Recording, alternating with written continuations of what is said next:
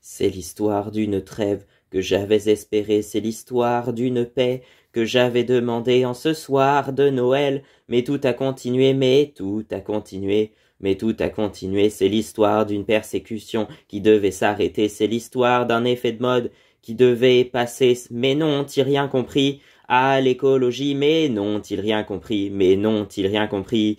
Non, non, rien n'a changé, tout a continué. Non, non, rien n'a changé, tout a continué. Hey, hey, hey, hey. C'est l'histoire d'une considération que j'avais demandée, c'est l'histoire d'une compréhension que j'avais espérée en ce dimanche du Nouvel An. Mais ça n'a pas marché, mais ça n'a pas marché, mais ça n'a pas marché. Non, non, rien n'a changé, tout a continué. Non, non, rien n'a changé, tout a continué. Hey, hey, hey, hey.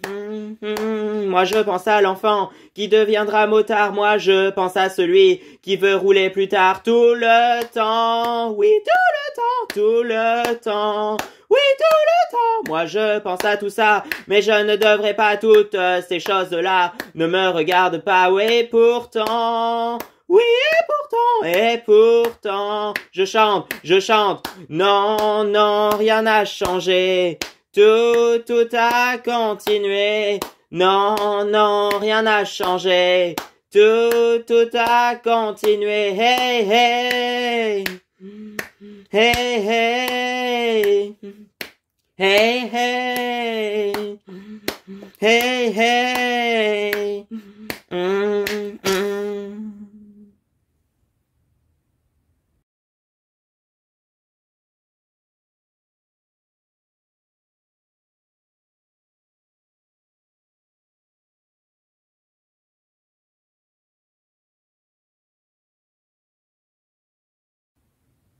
J'aime pas le jeudi. J'aime pas le jeudi. J'aime pas le jeudi. J'aime pas le jeudi. Je sais pas pourquoi j'ai jamais aimé le jeudi. Pourquoi? Parce que certainement c'est à peu près au milieu de la semaine. C'est après le vendredi. C'est vers la fin de la semaine, mais c'est pas encore la fin de la semaine. Donc mercredi, tu vois, ça a été souvent à l'école le mercredi, c'est le jour de repos où on travaille que le matin. Et ben après il y a le jeudi et le jeudi j'en pouvais déjà plus. Et donc ça vient de là, c'est pour ça que j'aime pas le jeudi, c'est que c'est pas encore la fin de la semaine mais j'en peux déjà plus et je veux que ça soit le week-end. Voilà.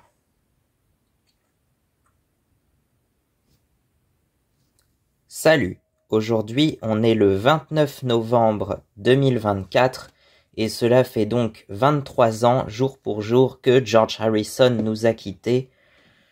C'était le plus jeune membre des Beatles, il est né le 25 février 1943 et avait donc tout juste 20 ans quand ils ont sorti leur premier album. Il avait 20 ans, Paul avait 21 ans. Et John et Ringo allaient avoir 23 ans du coup. Aujourd'hui, du coup, il convient de lui rendre hommage avec une de ses chansons, une de ses compositions, certainement. Et là, immédiatement, en tout cas celle que j'ai envie de choisir, c'est If I Needed Someone. Je sais pas pourquoi, j'adore cette chanson. Ouais, parce que j'adore, maintenant c'est peut-être un de mes styles de musique préférée, mais j'adore la pop rock des années 60, certes, mais au sein même, à l'intérieur, les riffs de guitare à 12 cordes qui sonnent tellement... ça sonne tellement bien, je trouve. Ouais. Apparemment, ça serait la Rickenbacker à 12 cordes, jouée par... je crois que c'est George qui jouait de cette guitare à l'époque. Je croyais que c'était John, mais je crois que c'est... Maintenant, je crois que c'est George, je sais plus. Les deux étaient guitaristes, mais George était plus connu comme guitariste que John. Apparemment, en plus, il avait appris la guitare en totalement autodidacte à l'époque. Il a commencé à l'âge de 14-15 ans à peu près. Il a rejoint les Quarrymen. Le premier nom de The Beatles, c'était The Quarrymen en 1958 à peu près. Et il avait 15 ans du coup à l'époque. Ouais, il avait 15 ans.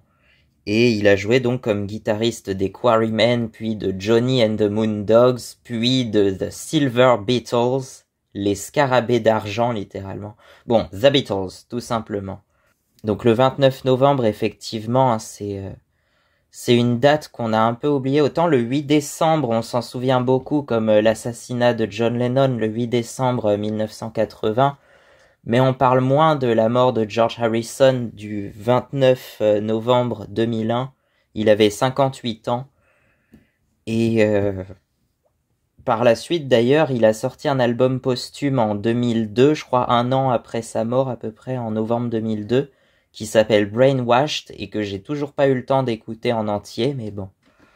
Et ils ont aussi, les autres membres des Beatles, ils se sont réunis avec Jeff Lynne, je crois Tom Petty aussi et d'autres musiciens assez amis de George Harrison pour faire un concert en hommage à George. Le concert a eu lieu le 29 novembre 2002, donc un an jour pour jour après sa mort, et l'album live qui a été enregistré pendant ce concert a été publié en novembre 2003, je crois, donc 2 ans après, enfin un an après le concert du coup.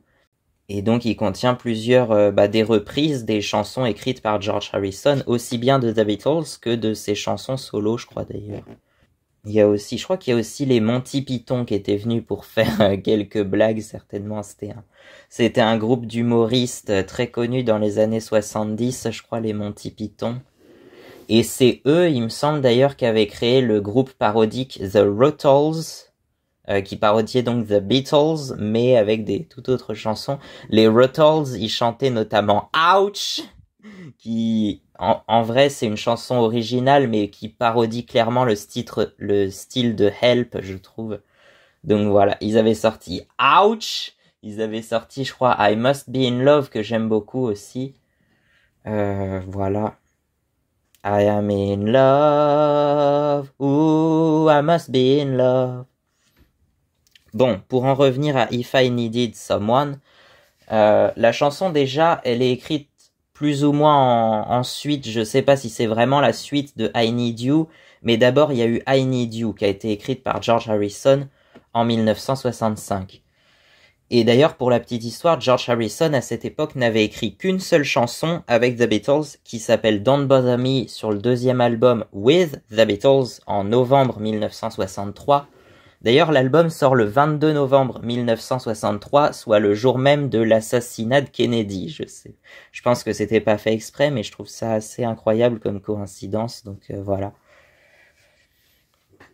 Et donc dans cet album, il y a la toute première composition de George Harrison, Don't Bother Me.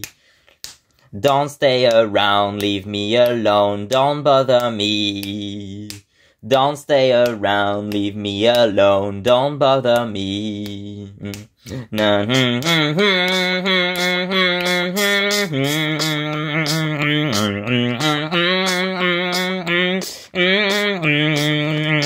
Cause you know she'll always be the only girl for me. Since it's begun, now she talks today.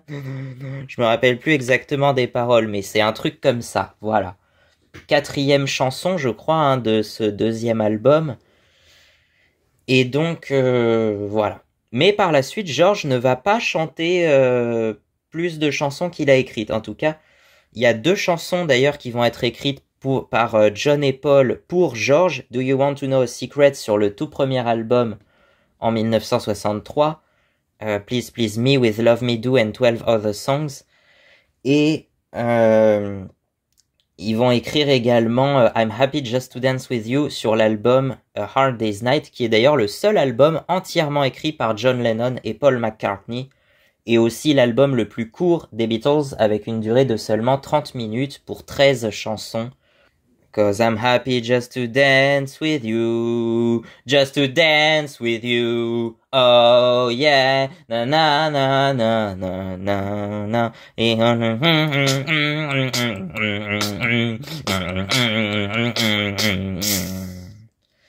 Voilà. Et puis sur With the Beatles, il va chanter. Au début, je croyais qu'il avait chanté 2 chansons sur cet album. Mais je crois bien que finalement il en a chanté qu'une seule, Everybody's Trying to Be My Baby, qui est une reprise de Carl Perkins et qui clôture l'album justement. Il me semblait qu'il en avait chanté une deuxième sur l'album, mais je m'en souviens plus, je la retrouve plus, faudrait que je refouille. Et donc à partir de 65, c'est seulement à partir de 65 qu'il va finalement vraiment commencer à écrire des chansons pour The Beatles, et il va toujours chanter la voix principale sur les chansons qu'il a écrites, par contre. Ouais, c'est d'ailleurs une particularité, c'est que chez The Beatles, il n'y a pas que un seul chanteur, comme chez les Stones, par exemple. Chez les Rolling Stones, c'est Mick Jagger qui chante tout le temps, j'ai l'impression. Et d'ailleurs, les chansons sont quasiment toutes écrites par Mick Jagger et Keith Richards. Donc voilà, il y en a qu'une seule qui est écrite par Bill Wyman, et c'est également la seule où il chante la voix principale, mais il y a les chœurs. Mick Jagger, il revient dans les chœurs par la suite. Voilà.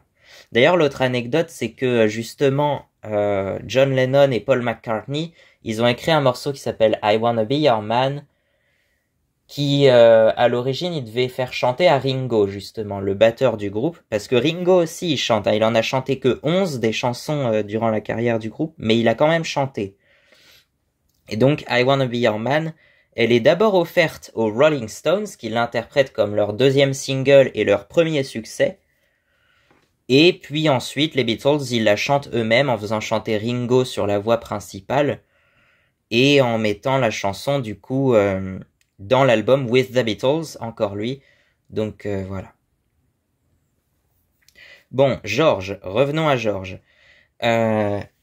Il va écrire donc le morceau I Need You, donc destiné à sa future épouse à l'époque, Pattie Boyd. Donc il écrit une chanson I Need You, j'ai besoin de toi, je te veux, pour Pattie Boyd, avec qui il va se marier en 1966. Donc voilà. Et puis il va écrire également une deuxième chanson sur l'album Help qui s'appelle You Like Me Too Much, qui est moins connue, mais ouais, c'est assez sympa aussi. I Need You, d'ailleurs, je la trouve incroyable pour son jeu de guitare. Je sais pas si c'est toujours la Rickenbacker à 12 cordes qu'on entend. J'y connais rien d'ailleurs en instrument de musique, mais bon, j'ai su que la fameuse guitare à 12 cordes des Beatles, c'est la Rickenbacker à 12 cordes. Je sais pas si elle a un nom particulier, mais voilà. Et donc, I Need You, il y a les sons de guitare. You don't realize how much I need you. Enfin, je la trouve très particulière et franchement, ça donne un son unique et il y a très peu de chansons qui ont le même son de guitare que ça, en fait. Donc, voilà. I need you. I need you. Donc voilà. Et sur Rubber Soul, qui sort toujours en 65, mais à la fin de l'année, en décembre 65, il va écrire 2 chansons. Think for Yourself, qui est limite proche du hard rock d'ailleurs, à l'époque. Think for Yourself, c'est ça.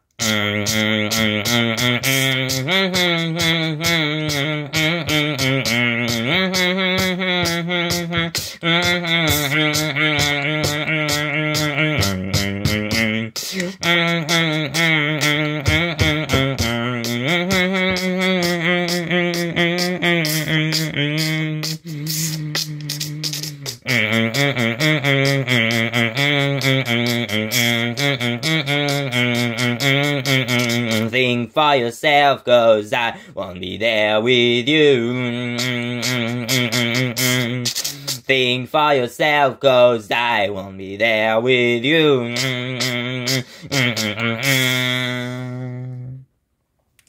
Donc voilà, 5e chanson de l'album Rubber Soul. Et puis l'avant-dernière chanson de l'album, donc If I Needed Someone, va également être composée par George Harrison pour, encore une fois, Pattie Boyd, avec qui il va se marier en 1966, justement. Ils se marient en 66, mais finalement, ils n'auront pas d'enfants ensemble, hein. George Harrison n'aura qu'un seul fils avec sa deuxième femme, qui s'appelle Danny Harrison, donc de sa femme Olivia, et le fils s'appelle Danny Harrison, né en 1978. C'est le seul fils de George Harrison, apparemment. Sinon, il se sépare, je crois, de Pattie Boyd en 74, et il divorce officiellement en 77, il me semble. Par contre, avec Olivia, je sais pas s'ils ont été mariés avec Olivia, faudrait que je me renseigne, mais bon. Et donc, If I Needed Someone est composé, pareil, sur un riff de guitare à 12 cordes que George Harrison trouve inspiré des Byrds. Et c'est vrai que quand on écoute la chanson The Bells of Rhymney des Byrds, ça y ressemble beaucoup, effectivement.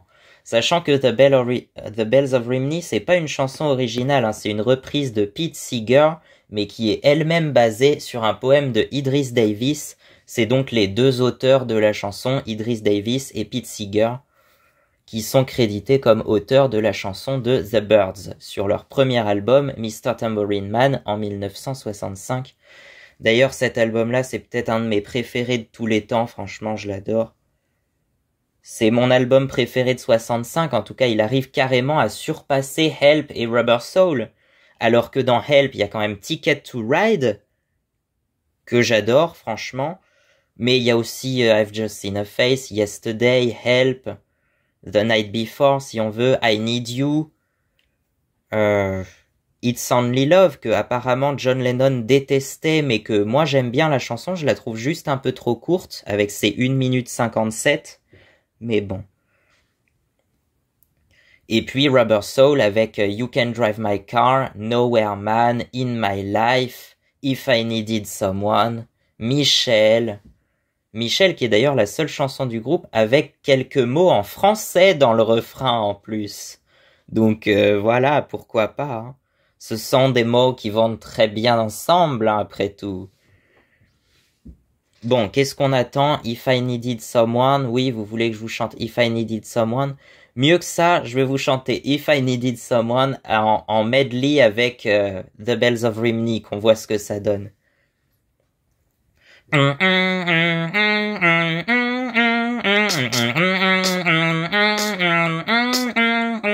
If I needed someone to love, you're the one that I've been thinking for. If I needed someone,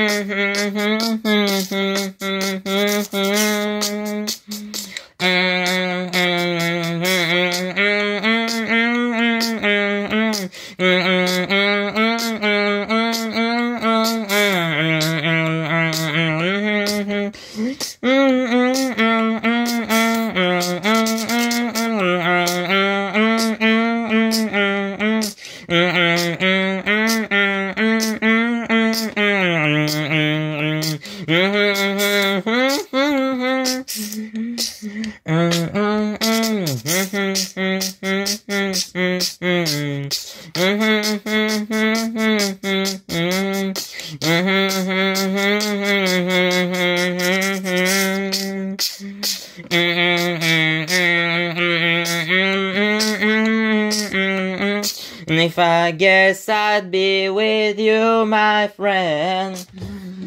If I needed someone,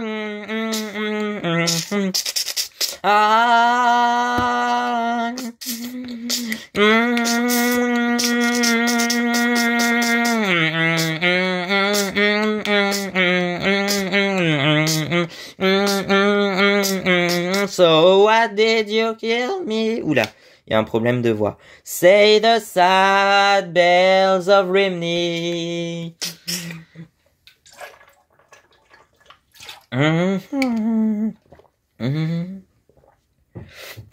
Say the grim bells of mercy. Say what is, this is why. Say the silver bells of rye. And who killed the miner? Say the sad bells of Rimney. Ouais, c'est vrai que c'est très similaire quand même. C'est une chanson qui est assez dure à chanter, The Bells of Rimney, je trouve. Hein. Pourtant, elle est assez simple. Hein. Il y a que 3 strophes de 8 vers, mais elle est assez dure à chanter, je trouve en fait. So why worry? This is mine. Say the silver bells of rye. Je me rappelle même plus de toutes les paroles en plus. Say the sad bells of Rimney. If I needed someone to love, you're the one that I've been thinking for. If I needed someone,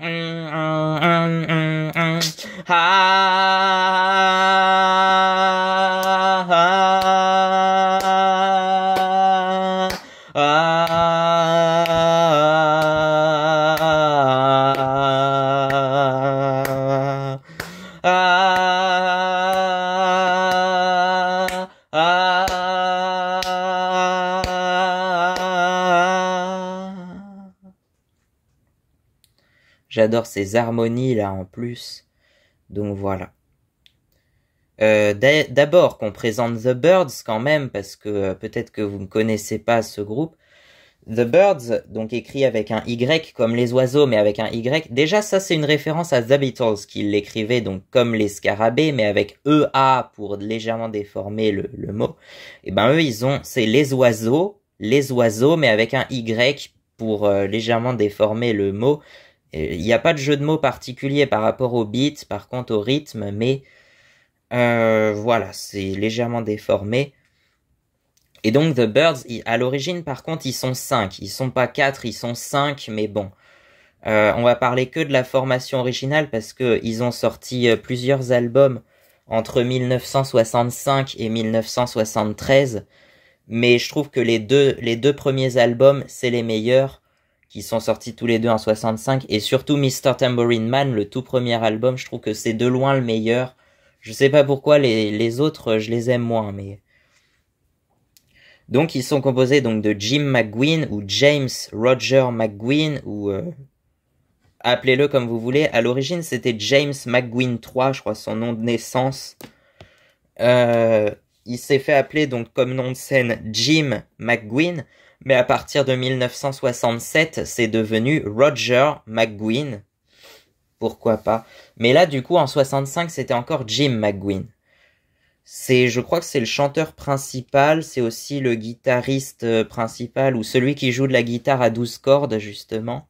Ensuite, il y a Chris Hillman, le bassiste, David Crosby, qui est, je crois, un autre guitariste, je sais plus, oui, un guitariste, mais à 6 cordes, certainement, je sais plus. En tout cas, c'est un autre guitariste, David Crosby, et je crois que d'ailleurs, il est mort il y a, je sais plus, début 2024, quasiment en même temps que Jeff Beck. Je crois que les deux sont morts à quelques semaines d'écart, même pas. Jeff Beck et David Crosby. Je sais plus. Oh, je sais plus en fait. Non, ça serait janvier 2023 même, Crosby? Attends, parce que c'était en janvier, mais je sais même plus quelle année. Bon, c'est pas important. David Crosby, donc... Chris Hillman, on l'a déjà dit. Michael Clark. Michael Clark, c'est le batteur du groupe. Attention, Michael Clark, ça s'écrit avec un E à la fin, à la différence de Gene Clark, qui lui s'écrit sans E à la fin. Donc Gene Clark, c'est celui qui joue du tambourin, mais surtout celui qui écrit 4 des chansons originales sur le premier album du groupe. C'est lui qui a écrit le plus de chansons originales du groupe, alors que il a quitté le groupe juste après le deuxième album, début 66. Et la raison serait parce qu'apparemment, il aurait peur de prendre l'avion. Du coup, l'un des membres aurait dit, si tu peux pas voler, tu peux pas être un bird, en référence au nom du groupe, quoi. Tu peux pas être un oiseau si tu peux pas voler. Bon, c'est ce qu'on dit, mais apparemment il y a d'autres raisons pour lesquelles il aurait quitté le groupe. Mais on raconte que c'est parce qu'il avait peur de prendre l'avion, apparemment. Voilà. Gene Clark, donc, il a écrit notamment I Knew I'd Want You, qui est la phase B du premier single Mr. Tambourine Man. Et il a aussi écrit I Feel a Whole Lot Better When You're Gone. I Feel a Whole Lot Better, donc qui est la deuxième chanson de ce premier album, et la face B de All I Really Want to Do. Ces deux singles-là sont d'ailleurs, pour les faces A, des reprises de Bob Dylan.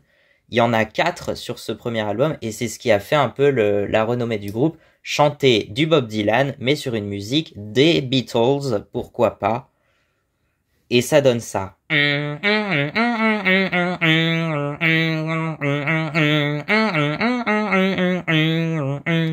Hey, Mr. Tambourine Man, play a song for me. I'm not sleeping and there is no place I'm going to. Donc voilà, assez sympa comme musique. C'est d'ailleurs la chanson la plus connue du groupe aujourd'hui. Sinon, la chanson la plus connue du groupe, mais à être une composition originale, je dirais que c'est 8 Miles High, paru sur le 3e album Fifth Dimension en 1966, mais qui arrive effectivement, là on entre dans la période un peu psychédélique, donc ça change un peu de style, et c'est pour ça que j'aime moins en fait. Non, en fait les 2 premiers albums c'est les meilleurs, je trouve. Après c'est mon avis, c'est mon avis personnel. S'il y a Younger Than Yesterday, sorti en 67, qui est pas mal aussi, qui est très psychédélique, mais qui est pas mal, où on y retrouve une reprise de Bob Dylan, My Back Pages, alors que sur Fifth Dimension, il n'y avait aucune reprise de Bob Dylan. Ouais, et il y en a 2 ou 3, je crois, sur l'album Turn Turn Turn, le 2e album du groupe, qui est porté d'ailleurs par le single du même nom, Turn Turn Turn, reprise de Pete Seeger, To everything, turn, turn, turn. There is a season, turn, turn, turn. Et dont les paroles sont en majorité extraits de l'Ecclésiaste, un des livres de la Bible. Sinon, la chanson Turn, turn, turn a été reprise par Sylvie Vartan sous le titre Tourne, tourne, tourne, en français, donc... Bon, on est tous d'accord pour dire que cette version-là est moins bien que l'original, mais c'est même pas l'original du coup, c'est une reprise de Pete Seeger, la version des Byrds. L'original, c'est donc Pete Seeger qui l'aurait écrite vers 1959, je crois, mais en s'inspirant de la Bible du coup. Mais elle aurait été enregistrée pour la première fois en 1962 par contre, par je sais plus le nom du groupe, mais bon. Elle est enregistrée en 1966 ou 67, je sais plus, par le groupe australien The Seekers également. Ouais, The Byrds, ça fait partie de ces petits groupes sous-estimés de l'époque qu'on a un peu oublié depuis, mais que à l'époque c'était très connu, hein, Mr. Tambourine Man, ça passait à la radio tout le temps, quoi. Enfin, j'étais pas né, je m'en souviens pas, mais je pense que Mr. Tambourine Man, ça devait être une chanson assez connue à l'époque. D'ailleurs, la version des Byrds devait être même plus connue que l'original de Bob Dylan. Ouais. D'ailleurs, cette version-là ne dure que 2 minutes 30 et elle ne se compose que de 2 refrains et d'un couplet au milieu, le 2e couplet original de la version de Bob Dylan, alors que la version originale de Bob Dylan, elle, contient 4 couplets et 5 refrains et dure plus de 5 minutes 30. Ouais. Sachant que en plus le tempo de la version des Byrds est plus lent, donc du coup la chanson aurait été très longue, aurait duré plus de 6 ou 7 minutes si elle avait été chantée par The Byrds dans son intégralité. Mais moi j'avais envie de faire une version entière avec les 4 couplets, mais avec des paroles différentes par contre. C'est devenu Mr. Snowmobile Man, donc parlant un peu de motoneige, de l'hiver, de Noël en général. Mais voilà, en s'appuyant pas mal sur les 4 couplets originaux de Bob Dylan, mais en les chantant dans le style de The Byrds, un tout petit peu plus rapide que la version originale des Byrds. Et donc ça a donné, je vous laisse aller l'écouter, c'est dispo sur ma chaîne, Mr. Snowmobile Man. Quant à moi, je vais aller profiter du soleil dehors. Donc, je vous laisse. Regardez-moi ce ciel bien bleu.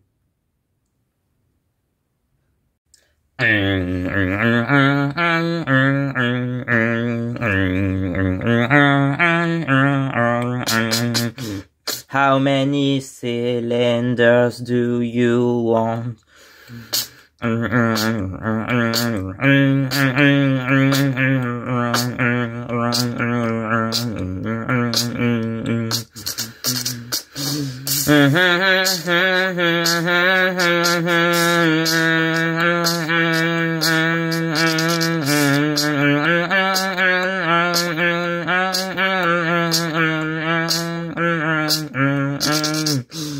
How many cylinders do you want?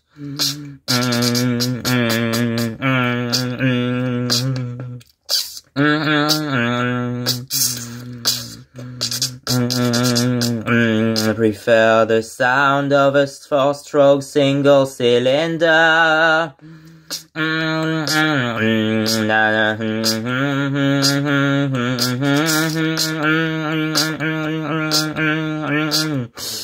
I prefer the sound of a four-stroke single cylinder.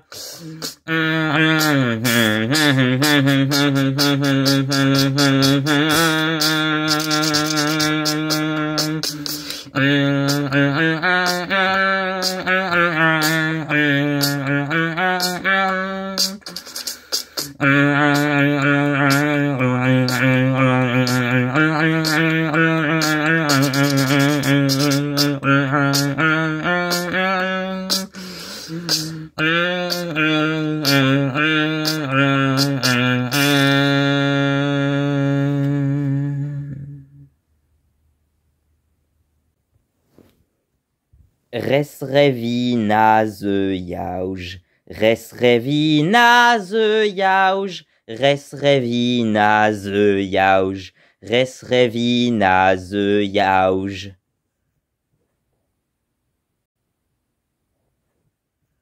Joyeux anniversaire, joyeux anniversaire, joyeux anniversaire, joyeux anniversaire.